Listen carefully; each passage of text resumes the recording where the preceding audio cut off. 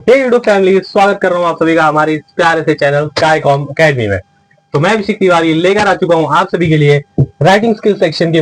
सबसे पहली बात है ना, इस वीडियो को स्टार्ट करने से पहले मैं ये बताना चाहता हूँ कि बहुत से बच्चों के मन में क्या डाउट रहता है पता है क्या, कि हमको राइटिंग स्किल सेक्शन जो अटेम्प्ट करना होता है ना, उसमें 3 टॉपिक दिए रहते हैं for 11th and 12th standard के लिए, जहां पर 4 सेक्शंस में क्वेश्चन नंबर 4 को डिवाइड किया रहता है। सेक्शन 1A में आपको 3 टॉपिक रहते हैं, कोई एक अटेम्प्ट करना है, बी में भी सेम है, सी में भी सेम है और डी में भी सेम रहता है। यानी कि आपको टोटल करके ना यहाँ पे 3 इतने टॉपिक्स आपको हर एक सेक्शन में दिखने को मिल जाएंगे, जिसमें से सिर्फ आपको एक अटेम्प्ट करना रहता है। तो बच्चे यहाँ पर ना बहुत ज्यादा कंफ्यूज हो जाते हैं कि यार कि कौन सा टॉपिक हमको अटेम्प्ट करना चाहिए, कि कौन सा टॉपिक हमारे लिए इजी रहने वाला है। तो आज की इस वीडियो में हम यही कवर करने वाले हैं। तो आइए देखते हैं कि कौन सा ऐसा सेक्शन है जो हम इस वीडियो में जो अपने एग्जामिनेशन में हम इसको अटेम्प्ट कर सकते हैं, कि कौन से सेक्शन में कौन सा क्वेश्चन। सबसे पहली बात है ना कि आपका जो ये राइटिंग स्किल का पार्ट है ना, ये 16 मार्क्स के लिए आपके एग्जामिनेशन में आपको क्वेश्चन नंबर 4 में दिखने वाला है, जो कि आपको ना सेक्शन वाइज डिवाइड कर देगा, कि 4 सेक्शन बना दिया है, जिसमें से चारों में से आपको एक एक ही जो आपको इसमें लिखने का है। तो आ जाते भाई, इस 16 मार्क्स को ना डिवाइड किया है कितने मार्क्स से, 4 मार्क्स से। भाई 4 मार्क्स, इस सेक्शन को 4 मार्क्स दिया है, मतलब एक क्वेश्चन में आपको कितने मार्क्स मिलने वाले, 4 मिलने वाले। अब तक जो आप 10th स्टैंडर्ड में पढ़ के आए हो भाई, की राइटिंग स्किल में आपको टोटल कितने मार्क्स मिलते थे, 5 मार्क्स मिलते थे। और वो 5 मार्क्स डिवाइड कैसे रहते थे, 3 मार्क्स जो रहता था ना वो आपकी मेन बॉडी के ऊपर रहता था, फिर जो 2 मार्क्स उसके अंदर से रहते थे ना, उसमें 1 मार्क्स आपके वोकैबुलरी के ऊपर और 1 मार्क्स आपके ग्रामर के ऊपर रहता था। तो ये हमारा जो मार्क्स का डिस्ट्रीब्यूशन रहता था, मीन्स व्हाट, 3 मार्क्स जो थे वो आपकी मेन बॉडी और आपके फॉर्मेट पे डिपेंड करते थे, 1 मार्क्स वो आपकी लैंग्वेज स्टडी पे डिपेंड करता था, और 1 मैथ्स जो रहता था वो वोकैबुलरी पे डिपेंड करता था। अब यहाँ पर थोड़ा सा एडवांस कर दिया है, जो कि 4 मार्क्स के लिए पूछ रहा है। सीधी सी बात, अगर 4 मार्क्स के लिए पूछ रहा है तो 2 मार्क्स के लिए आपका क्या हो जाएगा, फॉर्मेट और आपका जो मेन बॉडी है वो, और 1 मार्क्स के लिए आपकी वोकैबुलरी और 1 मार्क्स के लिए आपका ग्रामर। ठीक है, तो यहाँ पर आपकी जो लैंग्वेजेस है वो 1 मार्क्स के लिए पूछी जाएंगी, 1 मार्क्स के लिए आपकी वोकैबुलरी और 2 मार्क्स के लिए आपकी मेन बॉडी। तो ये था हमारा मार्क्स डिस्ट्रीब्यूशन। अब आ जाते हैं अपने क्वेश्चन के ऊपर, जो भाई बोलता है कि अपना जो section A, section B, section C, section D, 4 section आते हैं, चारों के अंदर 3 टॉपिक्स आते हैं। तो इन 3 टॉपिक्स को जो तरीके से हमको डिवाइड किया गया होता है, उन तीनों में से हमको क्या चीज पता करनी होती है कि कौन सा टॉपिक हमको अटेम्प्ट करना है। तो सबसे पहले कौन सा टॉपिक बोलता है भाई, 3 पहले वाले ए सेक्शन में बोलता है drafting of virtual message, statement of purpose and group discussion. अब आ जाते हैं ये 3 टॉपिक पे, बाकी सब छोड़ते हैं। पहले देखते हैं कि भाई जो हमारा सेक्शन 1 है इसमें क्या बोलता है, drafting of virtual message, statement of purpose and group discussion. तो यहाँ पर है ना, मैं अगर आपको प्रेफर करूंगा कि आप अपना वर्चुअल ऑफ मैसेज का जो क्वेश्चन है उसको अटेम्प्ट कीजिए। अब वो क्यों अटेम्प्ट करना है उसको बताने से पहले, अगर आप सभी ने हमारी वर्चुअल ऑफ मैसेज की वीडियो नहीं देखी है तो ऊपर आई बटन में और डिस्क्रिप्शन बॉक्स में भी आपको उसका लिंक मिल जाएगा, तो पहले जाकर उसको देख लीजिए। और मैं इसलिए बोल रहा हूँ कि वर्चुअल मैसेज अटेम्प्ट करो ना, कि अगर आप जो हमारा वो वीडियो देखोगे ना तो आपको समझ में आएगा कि वो क्वेश्चन कितना ज्यादा इजी आता है। मतलब क्या, एक ऐसा स्टेटमेंट दिया रहेगा, एक ऊपर आपको क्वेश्चन दिया रहेगा कि ड्राफ्ट ऑफ वर्चुअल मैसेज, जो भी आपको टॉपिक वगैरह दिया रहेगा। फॉर एग्जाम्पल कि एक लड़की को कॉलेज जाने को लेट हो गया था, तो उसने अपने पापा को मैसेज किया कि मैं आपकी बाइक लेके जा रही हूँ। अगर आप हमारा वो वाला वीडियो देखोगे तो ये एग्जाम्पल को हमने डिटेल में उसको कवर करवाया है। तो आप कैसे अपने फ्रेंड को या अपने रिलेटिव्स को मैसेज करते हो व्हाट्सएप पे, वहां पर आप कितने में 2 से 3 लाइन में अपना मैसेज कवर कर देते हो। सेम थिंग यहाँ पे करना है, थोड़ा सा फॉर्मेट है। कैसे फॉर्मेट है भाई, उसका रीजन है कि वहां पर आपको डेट, फिर आपका जो डे रहेगा, फिर टाइम रहेगा, और उसके बाद आपका main body, at the and आपकी ग्रीटिंग्स आ जाएंगी। वहां पर आपका ये जो है ना, ये सबसे पहली बात, इसका फॉर्मेट बहुत ज्यादा इजी है, इजी।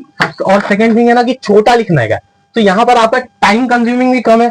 सेकंड थिंग, फॉर्मेट छोटा है तो लर्निंग के लिए भी उतना ज्यादा डिफिकल्टीज आने वाली नहीं है, एज कंपैरिजन टू भाई आपका statement of purpose and group discussion.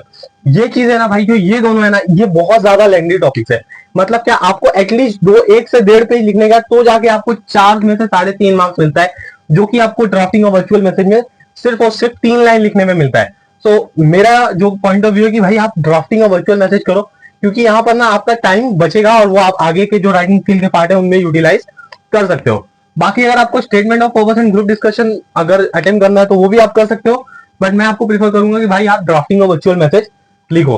फिर सेक्शन 2 में क्या बोलता है भाई, email writing, report writing and interview. सबसे पहली बात है, अगर आप इंटरव्यू की तरफ जा रहे हो तो यहां पर ना आपको कितने क्वेश्चन एटलीस्ट बनाने पड़ते हैं, 10 क्वेश्चन बनाने पड़ते हैं। ठीक है, यहां पर ना एक कोई भी बोल देगा, कोई भी सेलिब्रिटी हो गया, या कोई भी मतलब देश के प्रधानमंत्री हो गया, सीएम हो गया, पीएम हो गया, डीएम हो गया, कोई भी हो गया ना, वहां पर आपको उसका क्या लेने का है, इंटरव्यू। और जब आप इंटरव्यू का क्वेश्चन अगर अटेम्प्ट करते हो ना, तो वहां पर आपकी जो इंग्लिश होनी चाहिए, जो आपकी लैंग्वेज होनी चाहिए ना, वो बहुत ही ज्यादा परफेक्ट होनी चाहिए। ऐसा नहीं है कि क्वेश्चन प्रेजेंट टेंस में पूछ रहा हो और आप पास्ट टेंस में लिख के आ रहे हो, तो वहां पर आपकी टेंस भी बहुत ज्यादा इंपॉर्टेंट रखती है। तो मेरे हिसाब से ये क्वेश्चन आपको अटेम्प्ट नहीं करना चाहिए, बिकॉज क्या होता है ना कि हमको बहुत सारे टॉपिक लिखने होते हैं, तो घाई घाई में हम क्या करते हैं मालूम है, बहुत सारी मिस्टेक उसके अंदर करके आ जाते हैं और उसके बाद हमारे मार्क्स जो होते हैं वो डिटेक्ट हो जाते हैं, बाद में पता नहीं चलता है कि मार्क्स कट गए कहाँ पे। फिर बोलता है भाई रिपोर्ट राइटिंग। अच्छा, आप ये क्वेश्चन भी अटेम्प्ट कर सकते हो, ठीक है, रिपोर्ट राइटिंग भी आप अटेम्प्ट कर सकते हो। इजी फॉर्मेट है, बहुत ज्यादा इजी फॉर्मेट है। यहाँ पर आपको डेट वगैरह लिखनी है, यहाँ पर स्टूडेंट बाय रिपोर्टर, बाय जो भी रिपोर्टर रहेगा। फिर आपको 3 से 4 लाइन में इंट्रोडक्शन, फिर इवेंट कहां पर हुआ था, एट दी लाइन कंक्लूजन। उसके बाद फॉर एग्जांपल आपको रिपोर्ट राइटिंग लिखने दे दिया, आपके स्कूल में जो फेयरवेल होता है या एनुअल डे फंक्शन होता है, तो वहां पर आपका स्कूल कहां पर है उसका एड्रेस आएगा, फिर स्कूल में क्या क्या फंक्शन हुए, मतलब क्या क्या डांस हुआ, सिंगिंग हुई, स्पीच किसने दी, तो वहां पर आपको वो डिटेल ध्यान देगा। उसके एंड दी एंड कि चीफ गेस्ट कौन था, और उसके बाद आप कंक्लूड करके अपने पैराग्राफ को वहां पर एंड कर देते हो। तो यहाँ पर रिपोर्ट राइटिंग भी मैं बोल सकता हूँ अगर आप अटेम्प्ट कर सकते हो, लेकिन यहाँ पर भी ये भी थोड़ा सा लेंथी टॉपिक है, मतलब क्या 1.5 पेज से कम 1.5 पेज आपको लिखना पड़ता है। तो यहाँ पर भी ये भी आपका जो है ना वो बहुत सारा टाइम कंज्यूमिंग है। मैं ये नहीं बोलता कि ये डिफिकल्ट है, बट आपके लिए जो आपका पेपर है, सबसे पहली बात ना 80 मार्क्स का पेपर होता है, 3 आवर्स मिलते हैं, और ये पेपर ना बहुत ज्यादा लेंथी बनाया जाता है। इंग्लिश का हो गया, आपका हिंदी हो गया, मराठी हो गया, ये जो पेपर्स होते हैं ना लैंग्वेज के बहुत ज्यादा लेंथी रहते हैं, तो आपके टाइम कंज्यूम हो जाएगा। और सेकंड थिंग है ना, थोड़ा कहीं ना कहीं मिस्टेक हो जाती है बाई चांस, अगर आपने डेट के बाद पॉइंट नहीं लगाया, वोकैबुलरी की मिस्टेक, तो वहां पर भी हाफ मार्क्स कर जाते हैं। तो क्या मतलब है, मेरे हिसाब से आपको ईमेल राइटिंग का जो क्वेश्चन है ना वो अटेम्प्ट करना चाहिए। अब आप पूछोगे क्यों, अब तक आपने एक क्वेश्चन आपके 10th स्टैंडर्ड से लर्न करता हुआ है, कौन सा, लेटर राइटिंग का, ठीक है। लेटर राइटिंग का ही एडवांस वर्जन क्या है, ईमेल राइटिंग। अब वो आपको क्यों है, अगर आपको ये भी जानना है तो हमारी इस ईमेल राइटिंग के ऊपर भी वीडियो हमारे चैनल पर मिल गई है, मतलब आ चुकी है। अगर आपको देखना है तो उसका लिंक आपको डिस्क्रिप्शन बॉक्स में मिल जाएगा। और ये टॉपिक है ना, सबसे पहली बात तो बहुत ईजी है, और सेकंड थिंग है ना कि आपका टाइम कंज्यूमिंग नहीं है। मतलब क्या, जैसे हम क्या करते थे लेटर में, क्या करते थे कि जिस तरह से लिखते थे फॉर्मेट वाइज, ऐसे ही फॉर्मेट वाइज लिखने का है, ठीक है। अब आ जाते भाई कि ईमेल राइटिंग में मार्क्स कटते कहां पर है। ईमेल राइटिंग एक ऐसा टॉपिक है ना, यहाँ पर भी आपको बहुत ज्यादा बड़ा लिखने की जरूरत नहीं है। अगर आप सभी को याद रहेगा, आप सभी के टीचर्स बताते थे कि भाई लेटर राइटिंग है 1 पेज में कवर हो जाना चाहिए, यही चीज मैं भी बोलता हूँ कि ईमेल राइटिंग है ना 1 ही पेज में कवर हो जाए तो बहुत ज्यादा अच्छा है। क्यों अच्छा है, क्योंकि आप जब एक एग्जामिनर के पॉइंट ऑफ व्यू से सोचोगे ना, तो वहां पर अगर 1 पेज में किसी भी इसका मतलब फॉर्मेट का, अगर 1 पेज में पूरा फॉर्मेट बना हुआ है ना, तो उसके लिए चेक करने के लिए इजी होता है। और ईमेल राइटिंग में भी आप देखो तो कभी भी कोई भी जो आपको ईमेल वगैरह अगर आते होंगे तो वो बहुत ज्यादा लेंथी नहीं लिखे रहते हैं। अप्रोक्सीमेटली आपको देखोगे 2 लाइन में इंट्रोडक्शन, बाकी main body, at the and उसका कंक्लूजन करके, मतलब टोटल मिलाऊंगा तो भी 10 लाइन से कम होता है। तो यहाँ पर आपका ये टाइम कंज्यूमिंग कम है। सेकंड थिंग, इजी फॉर्मेट है तो आपको लिखने के लिए भी आसान रहने वाला है। तो मैं आपको प्रीफर करूंगा कि भाई आप ईमेल राइटिंग का क्वेश्चन अटेम्प्ट करो। उसके बाद है भाई जो सेक्शन सी में क्या बोलता है, सेक्शन सी में बोलता है भाई speech writing, comparing, expansion of idea. अब आप बोलोगे सर कि अब तक हमने जो क्वेश्चन अटेम्प्ट करते हुआ है उसमें एक्सपांशन ऑफ आइडिया जो है ना वो अलग से पूछता था और स्पीच अलग से पूछता था। मीन्स व्हाट, 10th में ये दोनों क्वेश्चन है ना अलग से आते हैं, कि स्पीच अलग आता है और एक्सपांशन ऑफ आइडिया अलग आता है। 2 दिया रहता है, कोई एक रहता है, एक लिखना रहता है। यहाँ पर आपको 3 ऑप्शन है, 3 में से कोई एक लिखने का है, तो यहाँ पर आपको थोड़ा सा बढ़ा दिया है। अब क्या बोलता हूं मैं भाई कि आप स्पीच राइटिंग अटेम्प्ट करके आओ। अब आप पूछोगे सर एक्सपांशन ऑफ आइडिया क्यों नहीं अटेम्प्ट कर सकते। एक्सपांशन ऑफ आइडिया का एक आपको डिसएडवांटेज अगर मैं बताऊं ना, तो यहाँ पर कई बार ऐसे सेंटेंसेस दे दिए जाते हैं ना जिसका मतलब आपको नहीं पता है, और उसकी स्टोरी बनाना आपके लिए बहुत ज्यादा डिफिकल्ट हो जाता है। अब आप सभी जानते हैं कि भाई एक्सपांशन ऑफ आइडिया में आपको एक ऐसा स्टेटमेंट दिया रहता है, for example time and tide wait for none. उसके बाद आप बोल सकते हो कि डोंट जज a book by its cover, ठीक है। जैसे टाइप के आपको एक सेंटेंस दिया रहता है और उसका स्टोरी बना के आपको उसको एक्सप्लेन करना रहता है, तो वो थोड़ा सा डिफिकल्ट हो जाता है।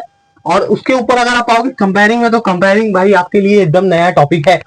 अगर आप 11th में हो तो आपके लिए तो एकदम ही नया है, अगर आप 12th में हो तो शायद आपने इसको पढ़ा होगा तो आपको इसका नॉलेज होगा। लेकिन मैं बोलता हूँ कि भाई स्पीच राइटिंग अटेम्प्ट करो, क्योंकि स्पीच राइटिंग में ना कोई फॉर्मेट इतना अच्छा नहीं है। सिर्फ आपको क्या करना है, शुरू में वो जो ग्रीटिंग्स होती है भाई, अपना गुड मॉर्निंग टू एवरीवन, उसके बाद फिर रिस्पेक्टेड मैम टीचर्स, उसके बाद आप जो अधिकतर जो आपको क्वेश्चन पूछे जाते हैं वो आपकी स्कूल असेंबली में आपको ये देना रहता है। अगर स्पीच स्कूल असेंबली में ना देके अगर कहीं और स्पीच देनी है, सीधी सी बात है, हेडिंग पूरा सेम रहेगा, good morning, good evening, good afternoon. उसके बाद का जो आपका रहेगा फॉर जो चीफ गेस्ट रहेंगे वहां पे, उन सबको आप वेलकम करोगे, फिर आपकी मेन बॉडी स्टार्ट होगी, एट द एंड आपका कंक्लूजन, उसके बाद वहां पर स्पीच थैंक यू करके एंड कर देते हो। तो I would like to prefer दे भाई कि यहाँ पर आपको स्पीच जो राइटिंग का टॉपिक है ना, ये आप लिखो तो आपके लिए बहुत ज्यादा बेटर रहने वाला है। एट द एंड आपने जो सेक्शन डी है ना, उसमें क्या बोलता है, review writing, blog writing and appeal writing. अच्छा, ये अपील है ना, आप ये भी कर सकते हो। अपील राइटिंग का भी जो क्वेश्चन है ना, ये भी इजी होता है, ठीक है। बट आप बोलोगे कि यहाँ पर मैंने रिव्यू राइटिंग को क्यों इतना बोला है, क्योंकि ये क्वेश्चन है ना, आप लर्न करके भी जाओगे ना तो भी आपका काम बन जाएगा। अब आप पूछोगे कैसे, तो मैं बोलता हूँ भाई कि अगर ये जो अपना रिव्यू राइटिंग का क्वेश्चन है ना, इसमें सिर्फ 2 ही क्वेश्चन होते हैं, ठीक है। कितने क्वेश्चन होते हैं, सिर्फ 2 क्वेश्चन होते हैं। 2 कौन से होते हैं भाई, एक तो बुक के ऊपर आता है और दूसरा आता है फिल्म के ऊपर, ठीक है। ये 2 के अलावा इसमें तीसरा क्वेश्चन आता ही नहीं है। मतलब क्या, अगर आपने एक बुक, कोई भी एक book, for example rich dad poor dad या द पावर ऑफ मनी या और भी ऐसी कोई भी एक बुक पढ़ी है, सिर्फ एक बुक, उसके बारे में उसका राइटर कौन था, उसका पब्लिश कितने ईयर में हुई थी, उसके अंदर क्या बताया गया है, मेन टॉपिक्स क्या है, कौन सी लाइन आपको अच्छी लगी है, ऐसे 5-6 पॉइंट आपको अपने दिमाग में फिट कर लेने। और अगर बुक का क्वेश्चन आया तो सिर्फ वही लिख के आने का है। और फिल्म, फॉर एग्जाम्पल 3 इडियट किसने लॉन्च की थी भाई, उसका डायरेक्टर कौन था, राजकुमार हिरानी, उसमें कितने कैरेक्टर्स हैं, कैरेक्टर्स के नाम क्या है, कैरेक्टर्स प्ले किसने किए हैं। तो ये सारी चीजें आपको किसमें कवर हो जाती है, फिल्म लैंग्वेज में। मतलब आपको दर्शाना है कि वो फिल्म में पूछा गया। फॉर एग्जाम्पल 3 इडियट एक ऐसा एग्जाम्पल है ना, जो आपकी अपने मतलब बहुत अच्छी तरीके से वो मूवी आपके दिमाग में फिट है, और उस मूवी को आपको दर्शाने में बहुत ज्यादा इजी रहने वाला है। तो आपको क्या करने का है, उसके डायरेक्टर का नाम, प्रोड्यूसर का नाम, और एट दी एंड भाई उसके कितने कैरेक्टर्स हैं, कौन से मतलब कौन सा एक्टर कौन सी कैरेक्टर प्ले किया, ये सब आपको उसके अंदर बताना रहता है। तो मैं आपको ये प्रीफर करता हूँ कि भाई आप रिव्यू राइटिंग करो, क्योंकि 2 ही टॉपिक्स हैं उसके अंदर। अब आप बोलोगे कि भाई ब्लॉग राइटिंग, ब्लॉग राइटिंग में आपको सबसे ज्यादा किसी में डिफिकल्टीज आएगी ना, तो वो है फॉर्मेट। इसका फॉर्मेट है ना बहुत ज्यादा डिफिकल्ट है। आप बोल सकते हो कि अगर आप 2-4 ब्लॉग में जाकर प्रैक्टिस कर रहे हो तो आपको डिफिकल्ट नहीं लगेगा, लेकिन मैं बोलता हूँ ना कि भाई बोर्ड एग्जाम में वहां पर प्रेशर बहुत ज्यादा होता है दिमाग पे। जब वो पेपर आपके सामने आता है ना, तो बहुत बार ऐसा होता है कि बच्चे क्या करते हैं ना, एकदम ब्लैंक हो जाते हैं। क्यों ब्लैंक हो जाते हैं, जब वो क्वेश्चन रीड करते हैं ना, तो बहुत बार ऐसा होता है कि आंसर मिलता ही नहीं है। और जब नहीं मिलता ना, तो पहले क्वेश्चन में अगर आपको कॉन्फिडेंस डाउन है, उसके बाद आप जितने भी क्वेश्चन अटेम्प्ट करते जाओगे ना, आपका कॉन्फिडेंस वैसे वैसे डाउन होता चला जाता है। तो ऐसे सिचुएशन में आपको फॉर्मेट याद आना ना, वो बहुत ज्यादा डिफिकल्ट होता है। और मैं आप सभी को बता दूं कि भाई बोर्ड एग्जामिनेशन की डेट आ चुकी है, और अपनी प्रैक्टिस को जारी रखो, क्योंकि अगर अभी नहीं तो कभी नहीं, ठीक है। अपील राइटिंग में क्या होता है भाई, यहाँ पर भी आपको थोड़ा सा फॉर्मेट फॉलो करना है। फॉर्मेट कैसे फॉलो करना है, अगर आप सभी को रिमेंबर होगा कि हमने 10th में एक टॉपिक पढ़ के रखा था, मराठी में भी हिंदी में भी, जो कि हम जायदाद और विज्ञापन के नाम से जानते थे। इन दोनों को इंग्लिश में क्या बोलते हैं भाई, एडवर्टाइजमेंट। और वही क्या है, हमारा अपील राइटिंग है। किसी भी चीज की अपील करना, फॉर एग्जाम्पल आपके यहाँ पानी नहीं आ रहा है, तो आप क्या करते हो, एक अपील करके ऐसा पोस्टर चिपकाओगे, तो वहां पर बहुत जो आपके जो नगर सेवक वगैरह इनकी नजर पड़ती है, तो उनको पता चलता है कि इस एरिया में पानी आ नहीं रहा है। या आप उसको पर्सनली भी अगर मैसेज कर रहे हो, तो आप उसको कुछ बताओगे कि ऐसा पानी नहीं आ रहा है, तो वहां पर आपको बहुत सारे डब्बे वगैरह या अंडरलाइंस करके कैपिटल लेटर, स्मॉल लेटर, वो चीज भी आपको अपने दिमाग में फिट करनी पड़ती है। तो मैं बोलता हूँ भाई वो फॉर्मेट भी आप क्यों करना है, जब अपने पास रिव्यू राइटिंग का फॉर्मेट ऑलरेडी पड़ा हुआ है। सिर्फ आपको लिखना है प्रोड्यूसर कौन है भाई, उसके बाद डायरेक्टर कौन है, कितने कैरेक्टर्स हैं, बुक के अंदर अगर आप देखोगे तो बुक का नाम क्या है, फिर बुक में कितने कैरेक्टर्स हैं, किस बारे में बुक लिखी गई है, तो वहां पर भी आपको वो चीज बहुत ज्यादा इजी रहने वाली है।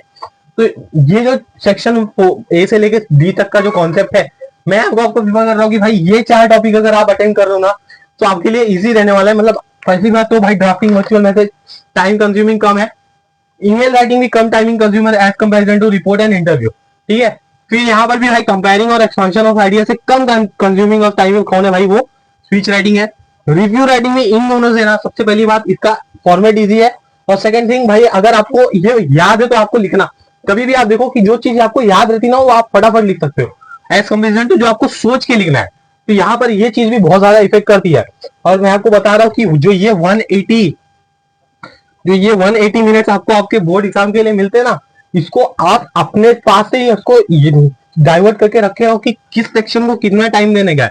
अगर आप इसको एक टॉपिक को अगर 5-5 मिनट भी दे रहे हो ना, तो 20 मिनट हो जाते हैं, ठीक है। 20 मिनट, इससे ज्यादा आपको इसमें नहीं जाने का है। मतलब 20 मिनट के अंदर आपको ये 4 टॉपिक आपके कवर होने ही चाहिए। टाइमर लगा लो, एक एक टॉपिक प्रैक्टिस करना चालू करो। अभी भी बोर्ड एग्जाम को बहुत ज्यादा टाइम है, 60 डेज कम नहीं होते हैं, और जितनी प्रैक्टिस हो सके उतनी प्रैक्टिस करो। बहुत बच्चे क्या करते हैं भाई, इंग्लिश है बोल के उसको साइड में रखते जाते हैं और अपने जो सब्जेक्ट उसको कवर करते रहते हैं। एट दी एंड क्या होता है भाई, जब आपके ऊपर एक साथ में बर्डन पड़ता है ना, तो इंग्लिश सबसे ज्यादा तकलीफ देता है। और आप देखो कि सबसे ज्यादा मार्क्स अगर किसी में जाते हैं ना, तो वो इंग्लिश है, ठीक है। तो उम्मीद कर रहा हूँ कि आप सभी को ये हमारे जो राइटिंग स्किल के सेक्शन की वीडियोस थी वो आपको अच्छी तरीके से समझ में आई होंगी। अपकमिंग वीडियो में ये चारों टॉपिक का एक साथ में क्विक रिवीजन और सारे एग्जाम्पल को एक ही वीडियो में सॉल्व करेंगे। तब तक के लिए हमारे इस चैनल को सब्सक्राइब कीजिए, लाइक कीजिए और ज्यादा से ज्यादा अपने दोस्तों में शेयर कीजिए। तब तक के लिए जय हिंद, जय भारत।